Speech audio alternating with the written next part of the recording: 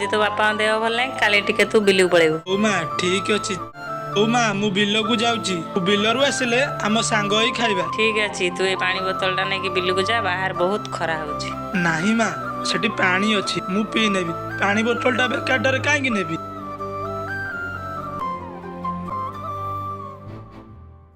राजा अरे राजा तो बड़ भाई पानी बोतल टा नहीं ताकू नहीं जा पानी बोतल टा दे दे बाहर बहुत जोर खरा होची ताकू भारी शोष होथो। आज्ञा माँ मुझे जाऊँ मुझे देदेवी आउ। ओहो कि खरा। अरे भाई यही अच्छी। अरे मो मुंडो कौन जाऊँगी मो मुंडो।